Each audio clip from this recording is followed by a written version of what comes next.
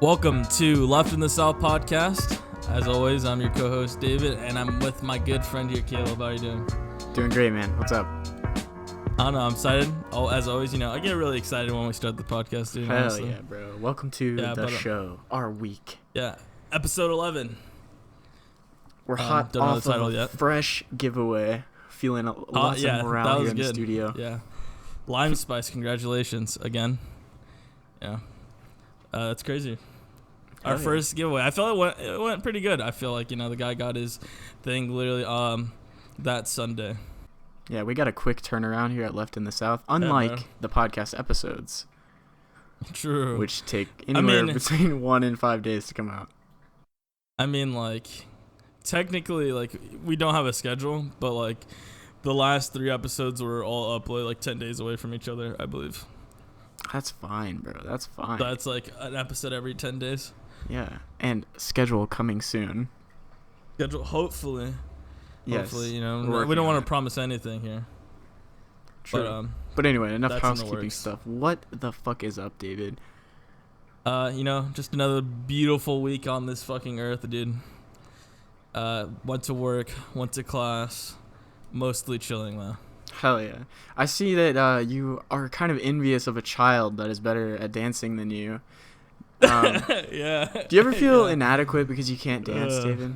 All the time. Sometimes, when I'm by myself, I dance like a god, bro. But, when everyone's all right, when someone's like, dance, and I'm like, how do feet work? I mean, dude, that's Spanish people, bro. If, you don't know how to dance, bro, you can't find a partner. It's like a mating dance. That's true, because isn't the salsa, isn't that, the Spanish mating dance, I don't know, dude.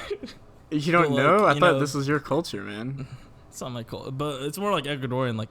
If you're Ecuadorian or, live in Ecuador, you gotta know how to fucking dance.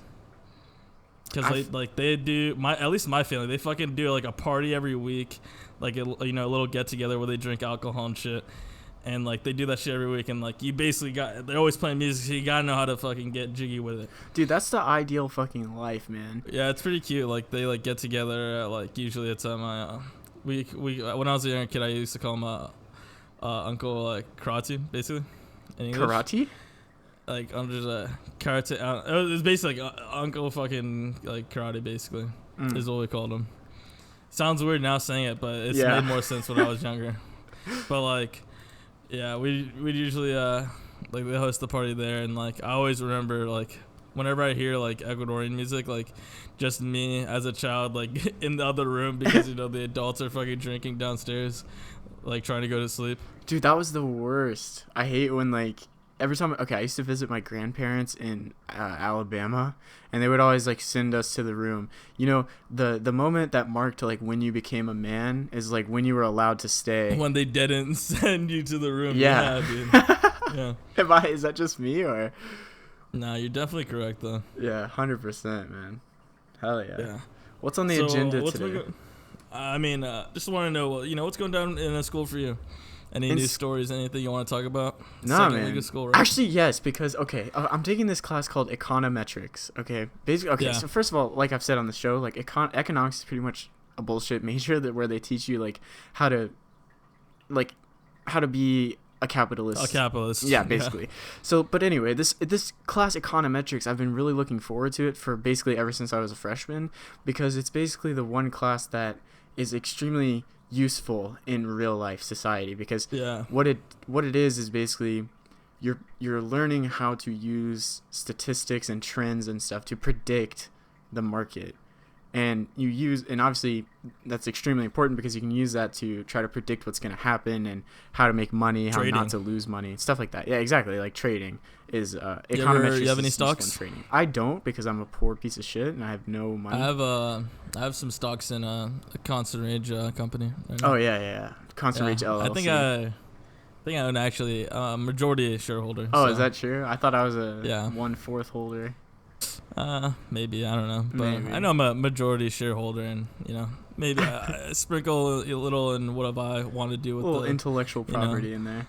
Yeah. But yeah, that class has just been ridiculous. We had a quiz in there, the second week of class, and I left 95% of that thing blank.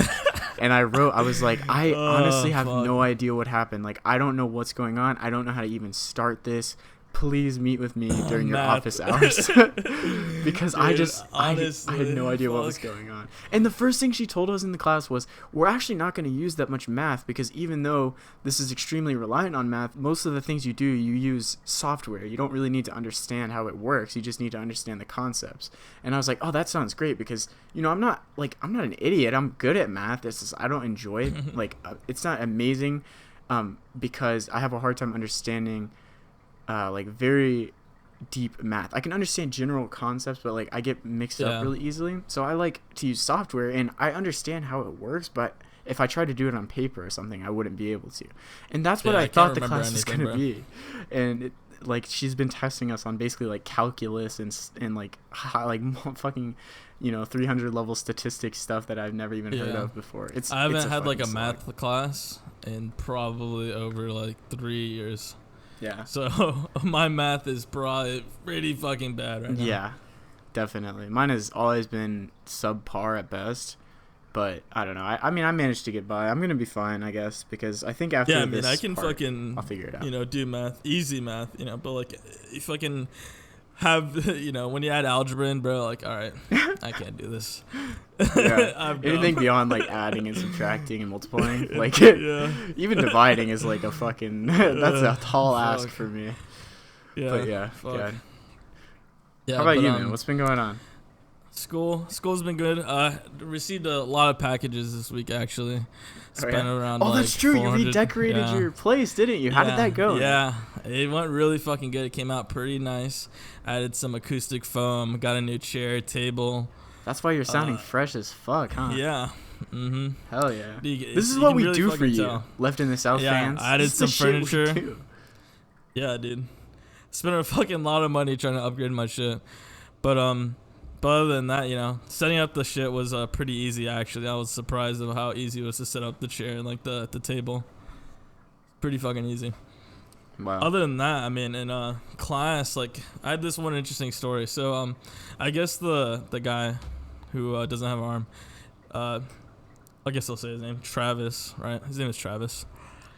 And I guess he's like decided to become my friend or something like that, or like he decided like he's the most comfortable like I'm the most comfortable person you can talk to. So like he was like telling me, he's like, hey, like you're writing this type of like essay bullshit in English, right? And I'm like, yeah. And he's like, oh yeah, what are you writing about? And he was telling me about how because he's adopted, and he was telling me about how. Sorry, keep going. Yeah, he's adopted. So he was left on a train in China, actually. Like, that's where his mother left him because, you know, she couldn't take care of him. Left him on a train in China. Holy shit. Luckily, he was found by the police. And, like, but yeah, he was adopted. That's the only time you can say that statement is when you're a baby. Like, left on the train. But luckily, he was adopted 3 years later. But, you know, he told me some stories about his time in the adoption care home. Yeah, foster home. Foster home, yeah, that was the word I was looking for. And, like, about how one of his brothers, like his brother, like his adopted brother, right, like got his, like, fucking, like, head thrown into a wall, and now he has a fucking, like, bump on his head and shit like that. And, like, just, like, some fucked up shit, like how fucked up, like, the orphanages are, like, foster homes are. Yeah. And, but yeah, basically like, was telling me that, and like, you know, like that was even random. Like, dude, that's fucking crazy. Like, you know, like you got left on a train, adopted brother, like, you know, been through some shit. I actually have a good foster story that like I'm kind of embarrassed about now that I'm an adult. My grandma actually was a foster parent, and like she used to have this one girl around for several years. Her name was Brittany, and we were actually really good friends. But like, I regret to say that we did not really treat her with respect like we should have. Like, in a way, we kind of always saw her as, like, an outsider, right? Because she was not actually, like, her daughter. And, like, contrary to popular belief, I was not always as woke and, like, a moral paragon like I am now, you know? I always make the right decision now, obviously. But before, it was dark times. I mean, that's understandable, you know?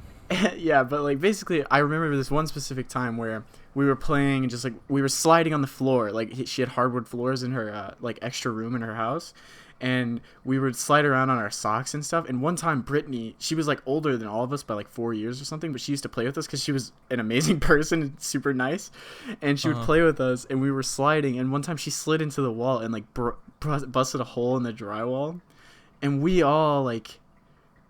We just ratted her out instantly. Like it wasn't specifically me, but like someone else I was with literally ran to get my grandma. Like I don't now looking back on it, I'm like, why the fuck did we do that? We could have lied or just like done anything. Seriously, like I feel so bad for that even to this day. And no because solidarity, like, bro. Fuck. For real, like I should have had solidarity in that moment, but I guess nobody's perfect. But like I don't know, my grandma like didn't mistreat her in the sense that like she beat her or anything, but like she was very emotionally abusive. Allegedly. Because, well, as far as I know, I guess I don't entirely know, but she never told me that anyway. But like she was very emotionally abusive because, like I was saying, it wasn't just us kids that were treating her like she wasn't one of us. Like the reason that we did that was because the people who were supposed to be taking care of us treated her that way. Like they treated her like she wasn't actually like someone that they cared about, like made her feel like she was a burden, and like every time they talked to her, they'd be like basically saying like, we're taking care of her, you have to listen to everything we say, like basically treating her like a fucking house slave because they were having like the kindness of their heart to like take care of her as an orphan. It's really kind of fucked up when I think back to it, but I never really realized that when I was young. Yeah. I don't know, the foster system is really fucked up because those kids really should just have professional like help, or like people who actually want it. Like my grandparents were not suited to do that stuff, but they like fostering is it's in such short supply, There's so many kids without homes out there that they can't really be picky about it. You could really get into some politics there, but I don't think we really need to go there. But on other news, happy Lunar New Year. It's the year of the rats, man. Hell yes, the year of the big rats that make all the rules, baby. Yes. Yeah. Fuck. My Lunar New Year. When that happened? Like I don't know what day that happens. I'm not entirely sure what that even is, to be honest, because doesn't the moon go through multiple full cycles in 1 year? I think this is considered like the Chinese New Year. Oh, is it? Yeah.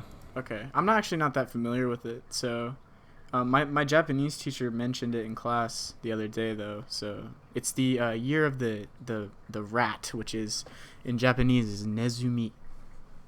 It's Nezumi Nen. For our Japanese listeners. Yeah, for our fellow weebs. Yeah, so it's Nezumi Nen right now. And what are your plans for this lunar cycle, David? How do you want to grow as a person in the next lunar cycle? I don't know. I've been trying to be a better person recently to the people around me. How so? And like people who I consider my friends. I don't know. I just like went through a realization like how important my friends were to me. So I deleted anyone who I thought wasn't my friend. And like that one mean fucking like you bring no joy. You do not spark joy. Goodbye. Yeah, that one, yeah. Fuck, that took Marie forever. Kondo, another fellow. Cut some of that shit out. Hell yeah. Yeah, man, I'm always in favor of cutting the trash out of your life, bro. Thank you, bro. Appreciate it. Yeah. But I'm glad to hear focus that. on other friends, yeah. Hell yeah, man. I mean, like, I think that like our relationships we make with each other are pretty much what make us human, So like, I think that is a really important thing to focus on. I think for this lunar cycle for me, like I do want to focus on that. I always want to focus on that, and I always feel like I need to do better on that. But the thing I want to focus on this time, I think I want to start writing again. Yeah, I used to like write when I was younger, like in high school and really when I was like a freshman in college. But I don't know, I just kind of stopped. And recently, and I actually stopped for a very specific reason, and I kind of want to talk about it with you. I don't think we've talked about this actually. But I used to be writing a story that for the last 5 years, basically. I started writing this about 5 years ago, so I was, 15. And I was writing a story that I thought was really important, wherein the main character at the end of the story actually commits suicide and kills himself. And bro. yeah, it's a pretty heavy shit, and like, I mean, like, personally, I don't feel compelled to kill myself, right? But Yeah. but I have personally struggled with like suicidal thoughts and stuff like that my whole life, to a point where like I don't really take it seriously. For me, I do take mental illness seriously in general, but I mean, like, for me, whenever I have a thought like that, I'm like, oh, I don't consider it serious, because I know I'm not going to kill myself at any time. You know what I mean? Dude, I mean, I think, I don't know, like, because I have those thoughts too sometimes. It's like, right. I'm not going to actually kill myself, but dude, it would be fucking easy if I wanted to. Right, exactly. Yeah. And like, I don't want to make light of chronic depression. Like, I totally understand it, because I have lived with it. I don't mean to belittle it, but I think people with it understand what I'm saying. Like, if you're a high functioning person with depression, like, at some point you are living with it, and you kind of just have to accept that, like, sometimes you're depressed as fuck for no reason, but like, you have to keep living your life, you know? And some people are able to do it, some people aren't able to do it. Luckily, I am able to do it, because I'm not as, you know, I don't have as serious of an illness as some people do. Yeah. Right, exactly. And like, I feel lucky for that. I'm not 100% lucky, because I could not have it at all, but you know, you have to appreciate what you can. But anyway, my point about it is in this story, the reason that I stopped writing this story, and the reason that I stopped writing in general, in terms of like writing novels and stuff, was because I started to relate with the main character a lot. Like, not so, like, because you were I wanted yourself, basically. Exactly. And like, well, I wasn't writing myself, but like, I saw myself in the main character, and in a way, that's exactly what I wanted. I wanted the readers to be able to relate to the character. But then I kind of got nervous, because I'm like, okay, if me myself, someone with depression, someone who understands that how that feels, like, if I'm able to relate to this character this much, and then at the end I have him kill himself, it's like, what message am I sending to the people reading the story? Dude, just fucking end it. Exactly. And like, I got really like nervous, and kind of, and this was also around the time that one Netflix special or series came out. I forget 13 Reasons Why. Right, 13 Reasons Why. And like, there was this huge stink about that. And I was on the side of people that are like, actually, suicide is really important to talk about, even though it's horrible. But then at the same time, the materialist in me, at the time I was not as politically developed as I am now, but like, looking back on it, the reason I was hesitant about it was because after that series came out on Netflix, like, there were several people that killed themselves in that way, and they were inspired by the show. And like, some people would say, well, those people were going to kill themselves anyway. There was just, that was the thing that finally set them off, you know? But like, I don't know if I could live with myself if I was the final thing that caused someone to kill themselves. You know what I mean? Yeah, that would be depressing as fuck. Yeah, and like, the purpose of the story is not to glorify suicide. In fact, like, the message of the story really, to me, is, and the message I wanted to convey was like, what it's like to be looking from the outside at someone going through something like this. Like, let's say it's your best friend or something. So like, when the reader is reading about this character, like, they're developing a relationship with this character, and then like, only to read at the end that they die, and there's nothing that the reader can actually do to save them. And like, the reader feels helpless in the same way that someone feels helpless when one of their friends is going through, you know, a mental illness. It's like, there's nothing you can really do, you know? All you can do is support them as much as you can, but then in the end, like, if you fail, like, what more could you do? And that's really the message that I wanted to send, because I want to kind of normalize that, and I think it's a really important thing to talk about. But I don't know, it's a very, very sensitive topic, and it scared me, I'm not gonna lie. But recently I've started thinking that I should write that story. I think it is really important, and I don't know, I don't think I should be scared of that, because I think that in a way it is true. Like, no matter what it is, the last thing that sets someone out to kill themselves, the point is not that. The point is that we see people going through this kind of stuff every day, and no one knows how to help them, and people blame themselves when they're not able to help people that are going through things like that. And I think that that's wrong, and it's a negative aspect of our society that really could change, you know? Yeah, I agree with you. Yeah, but some of my friends convinced me to start it again, so I think I'm going to. Yeah, bro, do it, man. People need to hear your message. I'm planning on writing 1,000 words a day for the next 50 days, David, and then I'm going to have a full novel, and we're going to do a Left in the South publishing deal. Shit. And yeah, we're gonna advertise the book on this podcast. And we're gonna like do signings and shit of your book. Yeah. You can be. Oh, dude, I'll just fucking write my name on it. No. You could write the foreword. You know, like in novels when people write, like, I knew Caleb from before when he was writing the story or whatever, and like you tell about me or something. You can tell a story about me. That would be funny. Yeah. Sure. Yeah. Let's do it. Deal. Good luck, man. All right, let's do that. Hell yeah. But I guess since we're still like in the little depression mood right now, another sad thing to talk about. The Chinese virus, the coronavirus. Yeah, man. Holy shit. Wuhan. What is going on over there?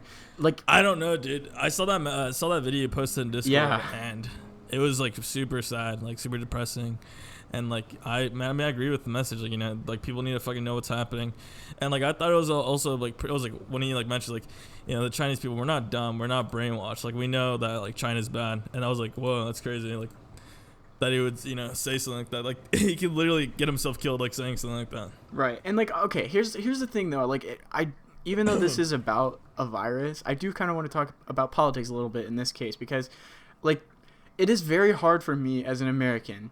Like, someone who... I am not in favor of the things that the Chinese government does at all, whatsoever. But also, I know in my heart and in my head that our government and our country... has this weird obsession with China, and like they will just lie for no reason whatsoever just to maintain this image that people have of China. So like, I don't know if you saw the video of that like supposed Chinese doctor, right? That was like hysterical, like in tears, like screaming in Chinese.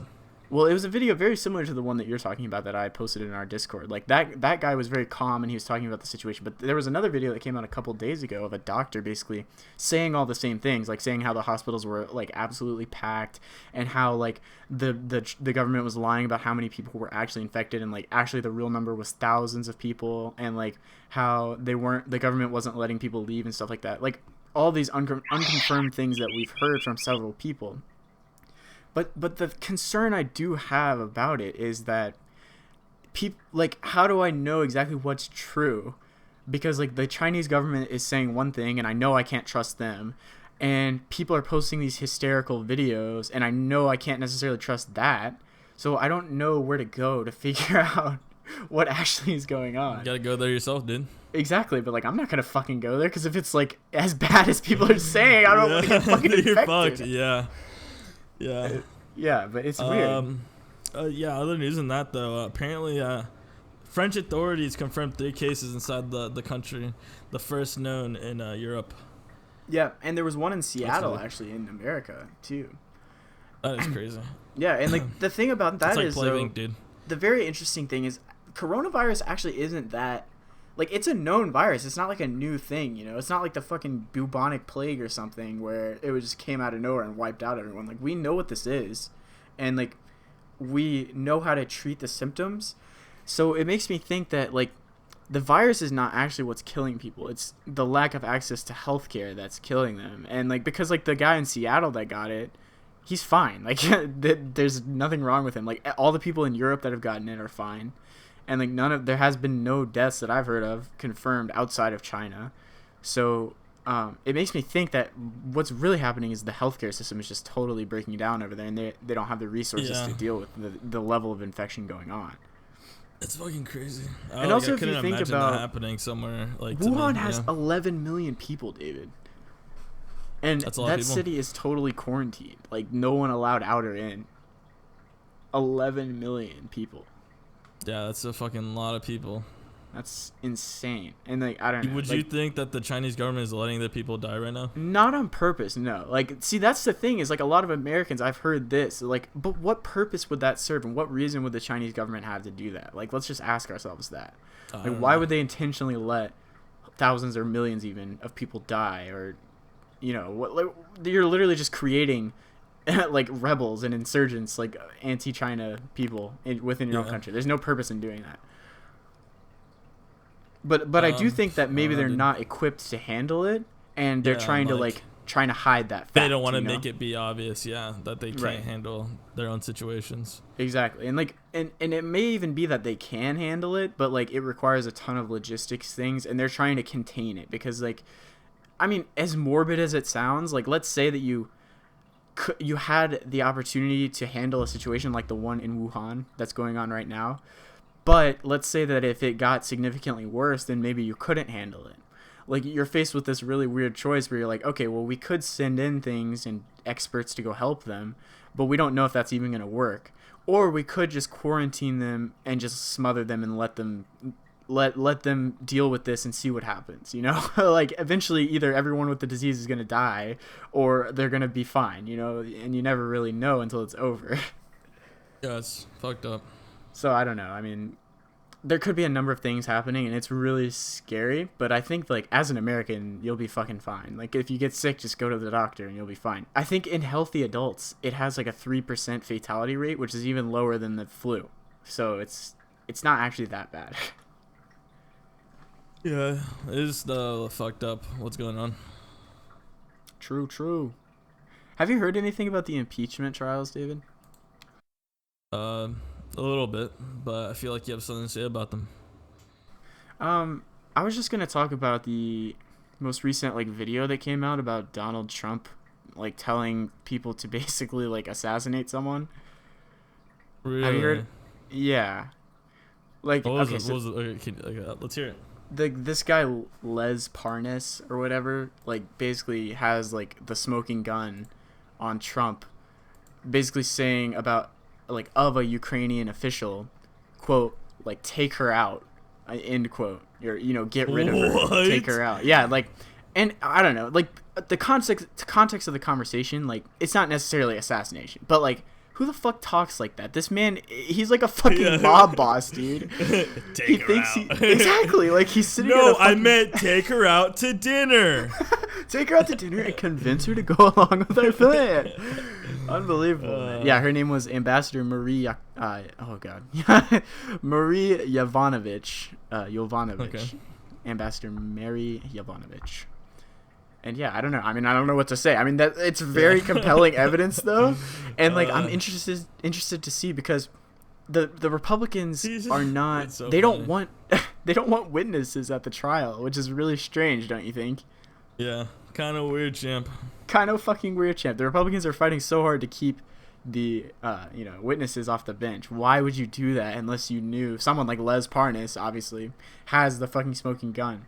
And the only problem with that is that an impeachment is not it's not the will of the people, you know, it's the will of the Senate.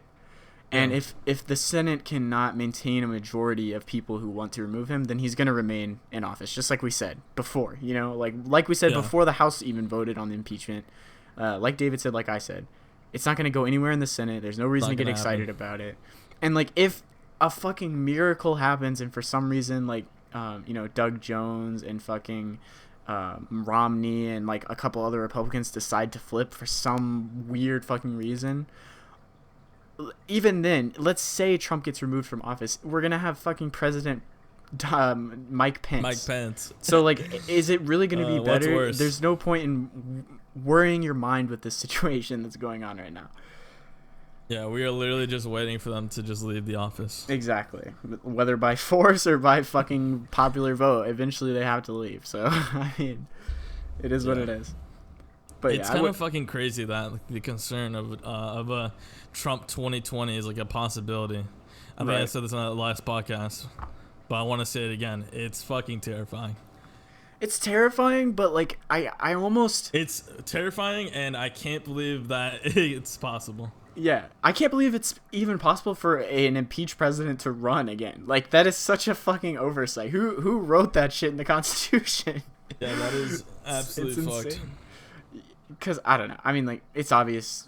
It was meant to be this way. They like it this way because the House represents the people and the Senate represents the bourgeois, the state, the government. And, I mean, the Senate will always protect the government. So, that's just how it is. It's how it is, and that's what we knew it from the start. So, I don't know. It's been like this forever.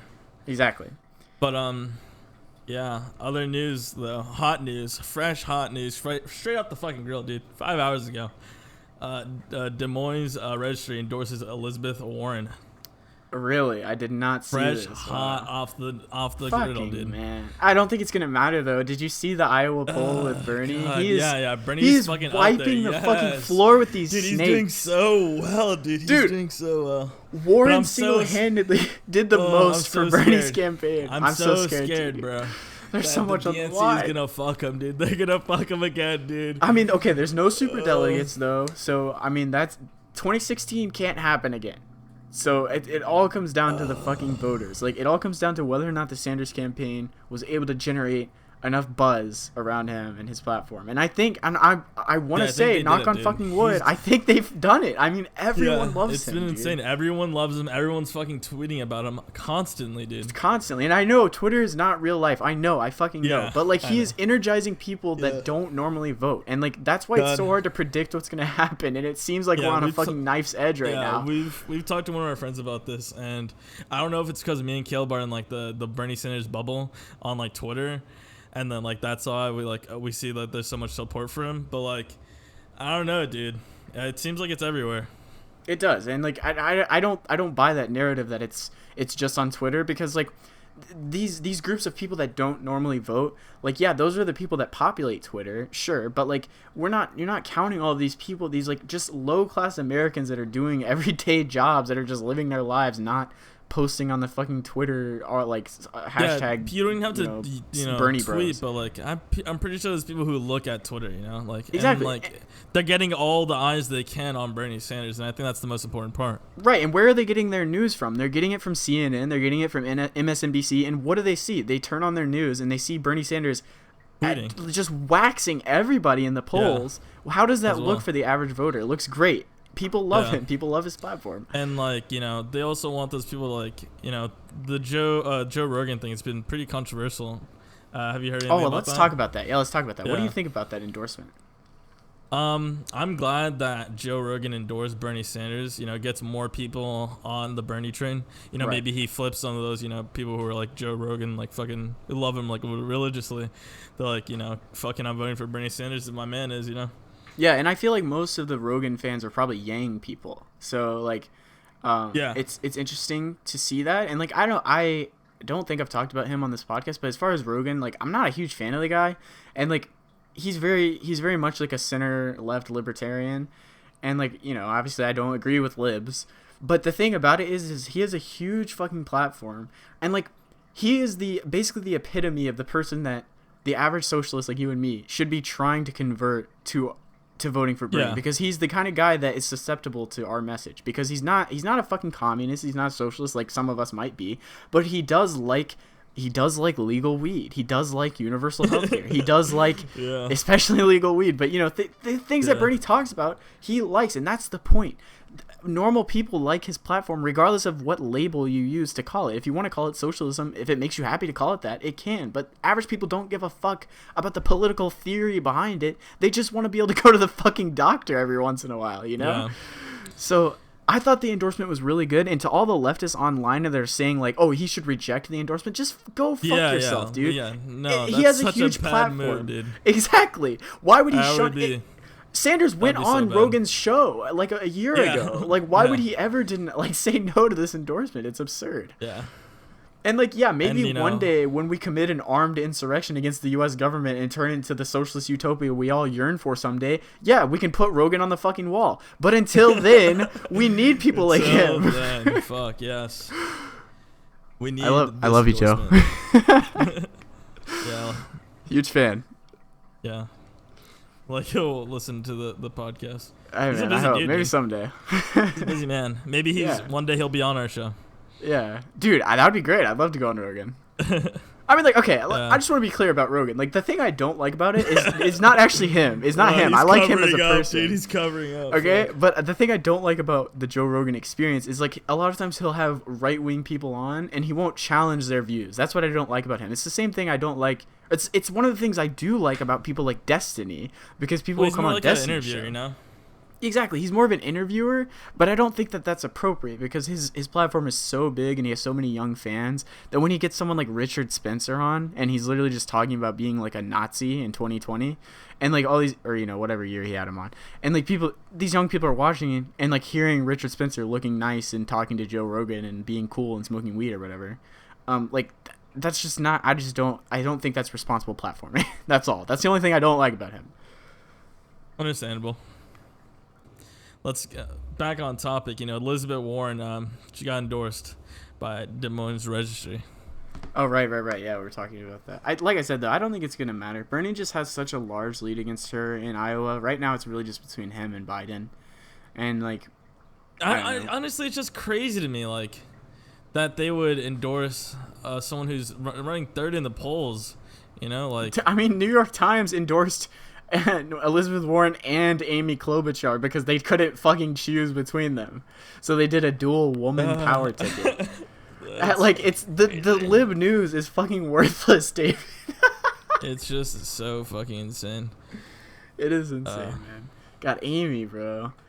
Like Amy. I want to be honest to everyone here. I didn't know who Amy Klobuchar was until she was on the presidential debate. I was confused. I was like, who is this? Like, I've never heard of this person. They are running less than 3% in the polls right now. Seriously. And you have this person on instead of Andrew Yang or anybody, literally anyone. Like, the thing I don't like about Andrew Yang, though, is, like, he's, like, one issue, man. Like, UBI.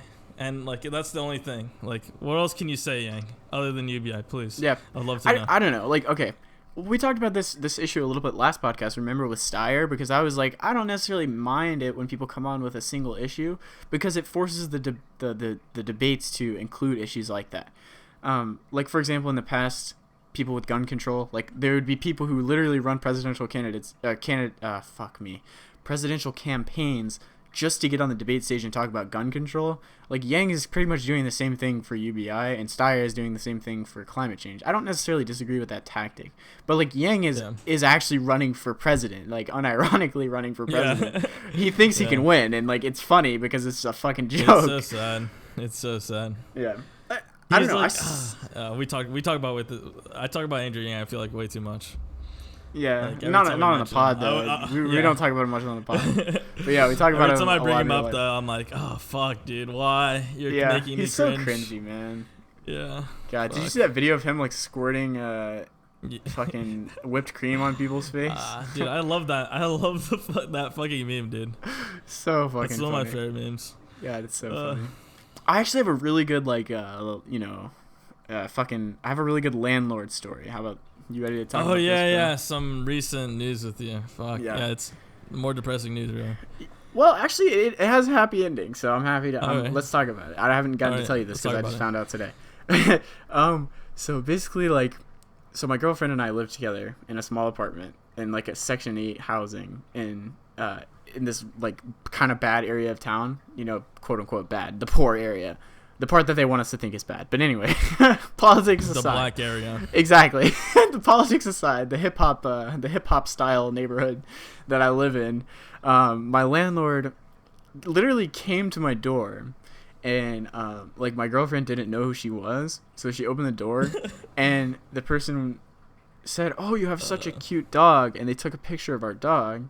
And then we got literally that. Fuck? I know, and like my girlfriend like didn't think about it because they woke us up at like fucking 7:30 to come and talk to us, and so she took a picture of our dog and left. And then like we got an email about an hour later, basically saying like you have 14 days to evict the fucking premises, and either that or you have to get rid of the dog. And I'm like, well, we can't get rid of the dog because this is our fucking family dog. I'm not getting rid of it. And like I was kind of under the impression that we were able to get pets, we just had to pay a fee. So like our plan was basically just to get the dog and then like not say anything, and if we get caught, we were gonna just pay the fee and just and move on, right? Because we didn't want to pay it, but we were willing to pay it, and we could if we needed to. But then basically they came back and said, and like we were like, oh well, let's just pay the pet fee. We're fine with that. We just got him this month. And we lied and said we just got him this month. And they were like, oh no, they just recently sold the apartments to a new owner, and they don't allow any pets whatsoever unless you had already had a lease that said you could have a pet. So they were literally telling us like, yeah, you have to either get rid of the dog or get the fuck out. So like we're scrambling to find a new fucking apartment because we're basically going to be homeless in 14 days. And then like basically 12 days passed, and Lily and I had found a new apartment, and we were literally packing our shit to get ready to move on like on a weekend's notice basically. And then we text our landlord and we're like, okay, our lease, you sent us a notice that said our lease is ending on Sunday. And if you're not willing to work with us, we're getting out on Sunday. And like we were like, we just want to make sure our lease ends on Sunday, right? And then finally she texts us back. She was like, no, your lease doesn't end. If you move away, we're gonna sue you for the remainder of your lease. I'm like, what the fuck are you talking about? You're kicking us out. We're getting evicted. We've already applied to a new apartment and we're about to sign a fucking lease to go to this new place. And they're like, no, you can't move out because that's a violation of the lease. I'm like, bitch, apparently we're already violating the fucking lease anyway. So like, what are we supposed to do here? Because like we just basically have to wait for you to fully evict us and then like move out into the street and then move into a new fucking apartment. And like she made it seem that way. And so like we just fought back and forth, and landlords are fucking rats because they always just lie to you. Because she told us like, oh, you have 14 days to move out. I'm like, okay, well, first of all, our state says you must give us 30 days minimum to move out. So at the very minimum, we're getting 30 days. And on top of that, normally you have to take someone to court to evict them, because evicting someone is not an easy process. Obviously, it shouldn't be, and it isn't. Like, a landlord has to accuse you of breaking something, unless you've literally killed someone or, like, blown their property up, like, beyond repair. They're not allowed to evict you on such a short notice and without some kind of trial and evidence and shit. So like, so I take that shit to court. Exactly. Like we're supposed to have the opportunity to defend ourselves, and they're basically telling us, no, we don't have to do any of that because you broke the lease. And I'm like, that's not how that fucking works. But I don't have money for a lawyer or anything, so I basically have to just let them walk all over us. And like, yeah, and like, obviously I don't enjoy it, but it's like, what other option do I have? So basically, the way I'm looking at it, like, we just have to get the fuck out. And then she hits us back and tells us like, okay, you can pay the pet fee and the fucking month-to-month like pet thing instead. And I'm like, okay, so we basically just spent $90 on an application to an apartment, and like we're literally hours away from signing a lease to a new apartment and moving away when she texts us back. And like it was so fucking disgusting because it was so obvious that they were just trying to fucking intimidate us the whole time to get us to get rid of the dog. And like they told us that our dog did damage and that our house smelled. And I was like, what the fuck are you talking about? You have never sent anyone to our home. No one in your entire company has ever entered our house to know that it smells or it has damage. And neither of those things are true. So like they're making accusations of smell the dank weed. No. It wasn't that. They told us that our house smelled like dog. And I was like, well, that's not possible, because even if that were true, which it isn't, they didn't send anyone in here to know that. So they just boldly lied to us and said that our dog caused damage to the property, which also is not true. And they also have not sent anyone to inspect. And so, like, I was doubting myself. I'm like, really? I didn't see any damage. I literally looked around the house, no fucking damage. I'm like, no, there's no damage. You must be confusing us with someone else. And then she literally told us, yeah, oh, sorry, I'm thinking about the other apartment. I'm like, what the fuck are you talking about? You're sending us a fucking eviction notice. These fucking worms do not, like, we're just a fucking a checkbox to them on a fucking form. But they're, like, they're making us homeless in 2 weeks. But for them, it's like nothing. Like, we would text her and be like, we need clarification on this ASAP. Paycheck, bro. Yeah. Like, we were texting her saying, like, we're about to sign a lease. I need you to tell me right the fuck now if we're allowed to stay or not, because we're signing a lease that we can't afford to pay. Get rid of the dog. Exactly. And I'm like, and she's like, no, obviously they want your fucking money still, you know? They're not going to, exactly, and that's what I was telling Lily. They've lived here for this long. They just want your money. And we've never been late on rent or anything. That's what I was telling Lily. I was like, they are really stupid if they get rid of us. Like, they are so stupid if they get rid of us. It costs 10 times more to sign a new tenant than it does to keep an existing one. No one wants to get rid of tenants if they don't literally damage the property beyond repair. Like I was saying. And they're like, fuck, we got to go back. Like, we can't. They're about to leave us. Yeah, so, like, in a way, we kind of called their bluff. But, like, also, we have so little power in that situation. Like, because... I mean, like, I wouldn't mind moving. I don't want to move on such a short notice, but, like, I wouldn't mind it. And luckily, I'm financially stable enough to be able to pull it off. But imagine I wasn't, you know? Like, they're just threatening me. And, like, it was so stressful. And, like, I just felt so helpless because I couldn't do anything. It was like, I'm just waiting for them to kick us out at any moment. I'm glad that yeah, didn't end on a happy notice. I guess you gotta pay a little more every fucking month now, but I mean, that's fine. We were willing to do that the whole time, but like what I don't understand is if that's what they wanted to get out of us, if they wanted us to get rid of the dog or to pay a fee, why would they not just fucking say that instead of dangling eviction in front of our face like we're some kind of fucking rats and we're just like scattering and trying to like desperately figure out how to get our shit together and move out in time. Yeah. It was the most shady shit, especially coming to our door and pretending to be a stranger and taking a picture of our dog like a fucking CIA operative. Like, who the fuck do you think you are, man? Fuck, dude. Holy shit, that pissed me off so bad. I hope that bitch comes to my fucking door again. I will knock her. Never mind. But anyway, God, man. I was so upset and like it was so stressful because like for basically 10 days I didn't know if I was gonna have a home. Yeah, when you messaged me like basically like a couple of days ago about that, I was like, fuck, dude, like what does that even mean? You know, like what's gonna happen? I don't know. I didn't know. I genuinely didn't know, and like it was scary, dude. I didn't know what I was gonna do. It was kind of hard to like support you there when all I could say is like, fuck, I hope you don't get kicked out. Good luck, you know. Yeah, I mean, that's all I can. That's all I can do. I mean, like it worked out luckily, and we don't have to move, but. God, I don't know. We're out of here as soon as our fucking lease is up because this place is a shithole anyway. Like, it has a fucking roach infestation. Oh, and that's another thing I said. I was like... The rats. Yeah, luckily we don't have rats, but, like, I know some of our neighbors obviously do. And, like, we have a roach problem. Fucking mad, dude. And we told them that. We were like, well, we've been having issues with roaches. So, like, I told... When they were giving us all this bullshit and trying to give us an ultimatum, basically, to get rid of the dog, I was like, oh, actually, we've kind of been having issues with this unit, too, because the unit next door to us has a roach infestation, and we're getting all these roaches in our house, and, like, we've been telling the exterminators that come every month, we're like, this is not doing anything. We really need more. And they're like, okay, I'll talk to the landlord. But then when I texted her and I was like, well, you guys have not really been holding up your end of the lease either because we have a roach infestation ever since we moved in. And she's like, well, you've never put in an official work order. And I'm like, okay. So because we were telling the people that you sent to our house, we're telling them to their face, like, this isn't working. But because I didn't go on the website and put in an official work order, I don't have any evidence that I actually did that. So, like, let's say we went to court, I would lose.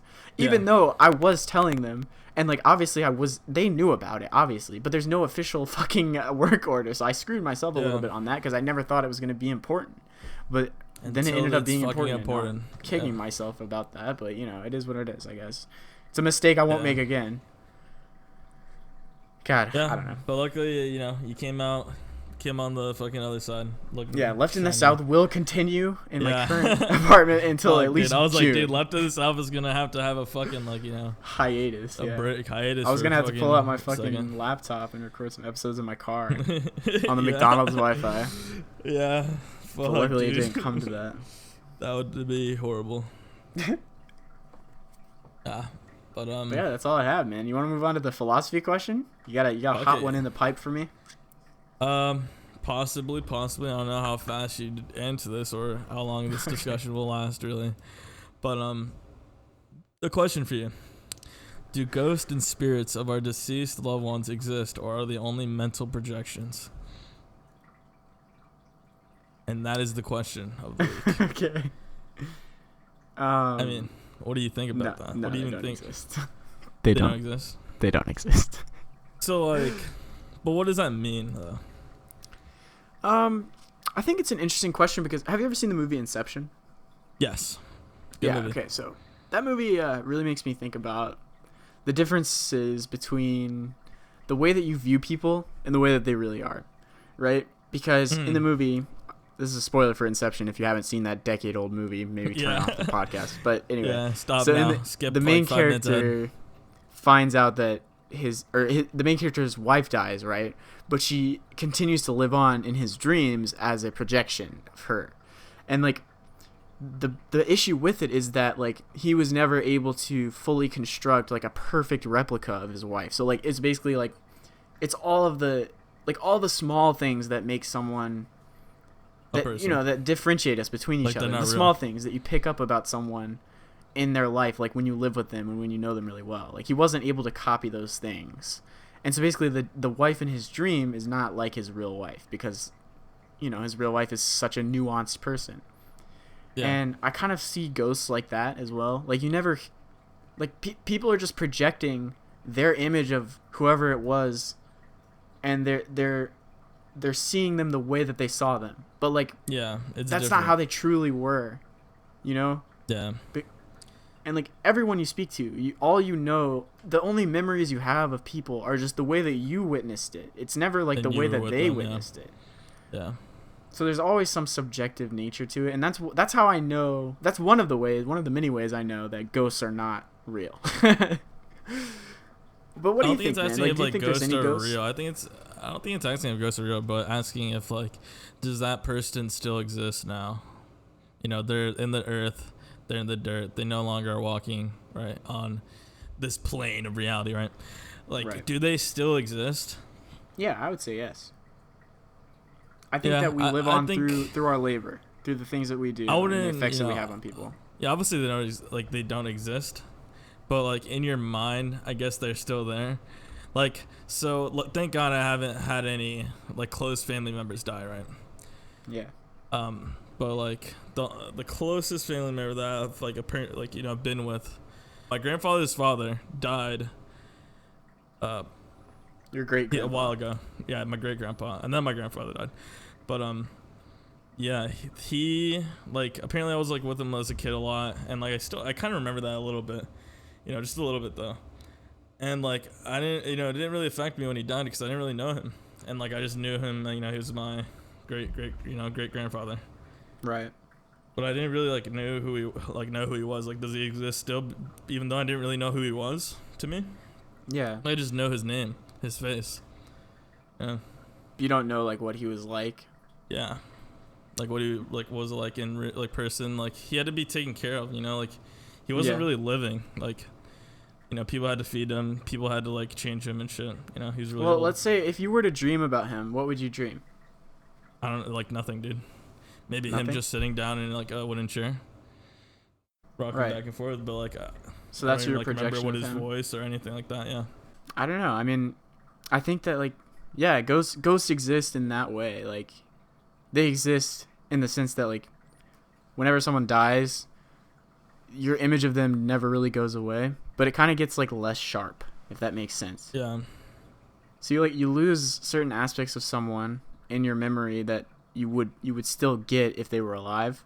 So I don't know, it's sad, but also in a weird way it's not sad, because when you finally, like, let's say 10 years from now, let's say I die today, and then 10 years from now you're looking back, like the things that you're not gonna remember exactly what I was like and exactly what I sounded like and exactly what I did and all my mannerisms, but the things that you do remember are gonna be the things that were most important to you. You know what I mean? Yeah. And even though it's not 100% right, it's like that was what was important to you, and like I don't know, that something about that is happy to me. Like when I die, I want people to remember me that way. I want people to look back, and even if they're not able to reconstruct exactly how I was, like I want to have a positive effect on people. Yeah, I agree. I want people to remember me when I pass, when I'm dead. Yeah. And sometimes I think about that when I think about someone else, like I think about a certain person or someone else, like, man, it must be like feel really good that someone's thinking about them, like I'm thinking about them, if I were them, I would, someone's thinking about me. That's nice. Yeah. Do you ever feel guilty when someone dies and you don't really care? I don't know. I haven't had like any situation where it's like someone I think I should have cared about. I had a grandma die at 102, great grandma actually, but like she and I were really close because I used to take care of her basically, and I don't know, when she died I didn't really care because I mean she was like 100 fucking years old, like you expected it, yeah, it's like it wasn't a surprise, and like I don't know, even though I spoke to her like very often, sometimes every day, especially like when I was taking care of her, it was literally every day. And like I don't know, I never felt a deep connection with her because what did we have to relate with each other?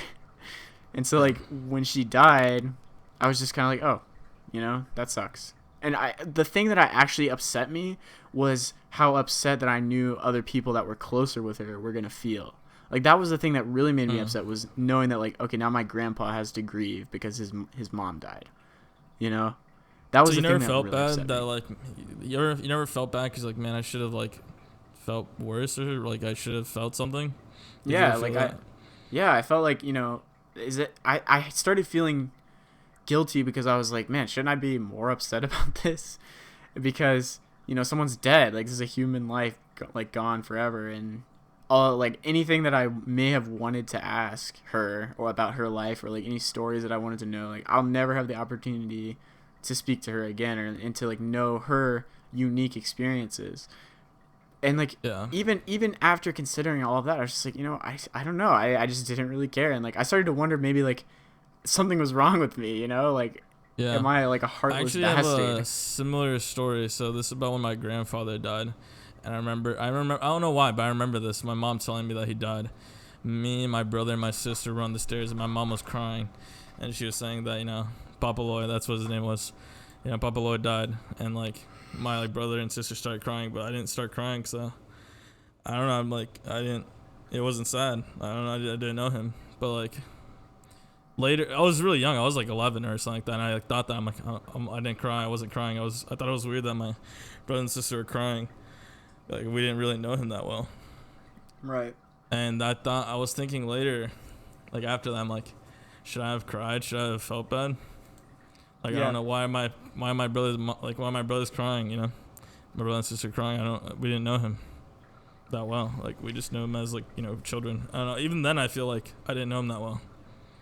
Yeah, no, I definitely relate to that. And I don't think that there is anything wrong with us. I think that there's no reason to perform.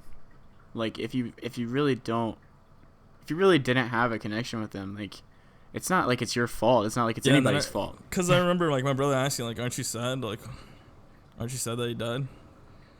And it was, like, weird. It was, you know, like, he asked me, like, he's like, you know, why aren't you sad?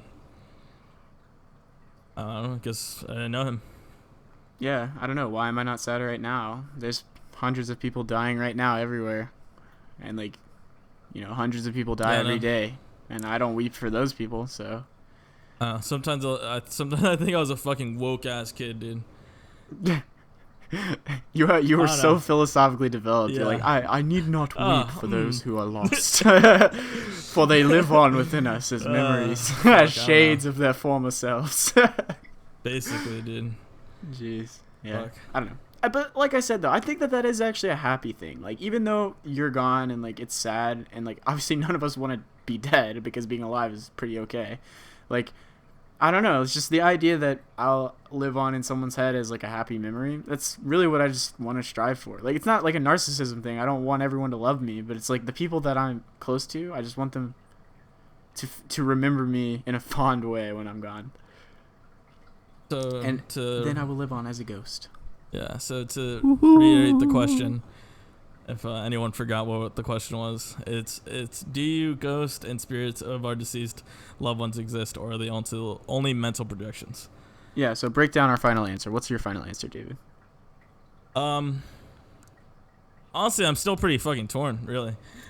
What do you think before I say what I think? Okay, I think that the idea that ghosts and spirits exist is obviously bullshit. But, like, the idea that someone lives on in your mind as a projection, I think that is true, and I don't think that is anything to be sad about, really. I think that's just my final answer. I think that we all have to accept that and just try to be the best spirit in someone's head that you possibly can be when you die. Yeah. And with that, thank you for listening to episode 11 of Left in the South. As always, I'm David. I'm Caleb. Goodbye. Wait, I want to do that again. Hold on. I want to do that again. Say I'm David. And as always, I'm David. I'm Caleb. Goodbye.